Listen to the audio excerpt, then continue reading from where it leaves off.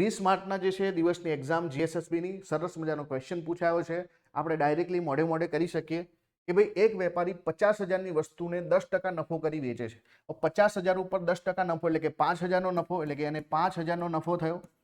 બીજું સિચ્યુએશન શું છે કે 1 લાખની વસ્તુને પર 4% ખોટ કરે છે, તો 1 લાખે 4,000ની ખોટ એટલે કે આપણે જે છે -4,000 કરીશું. એટલે કે ઓવરઓલ ભાઈને જે છે 1,000 રૂપિયાનો ફાયદો થાય છે. પણ આ 1,000 રૂપિયાનો ફાયદો કેટલા રૂપિયા ઉપર થાય છે? જ્યારે એ વ્યક્તિ 50 અને 1 લાખ 1.5 લાખનો વેપાર કરે છે. કેટલાનો વેપાર કરે છે ભાઈ? 1.5 લાખનો વેપાર કરે ત્યારે એને જે છે આટલો ફાયદો થાય છે. તો આપણે જે છે 100 ટકાવારી શોધવાની છે. તો જુઓ, આ 2 0, આ 2 0 નીકળી જશે, આ 0 અહીંયા નીકળી જશે, આ 0 અહીંયા નીકળી જશે. તો આપણો જવાબ જે છે 10/15 આવશે. અને પાંચે ભાગ ચલાવીએ તો ઉપર 2, નીચે 3. તો આ જે છે 2/3 આવશે. અને આ 2/3 નો મતલબ થાય 0.67. અને આપણે જાણીએ છીએ કે નફો થયો છે, તો આ જે છે આપણને નફો થશે 0.67% જે છે શું થશે? નફો થશે. તો આવી રીતે તમે કેલ્ક્યુલેટ કરી શકો છો.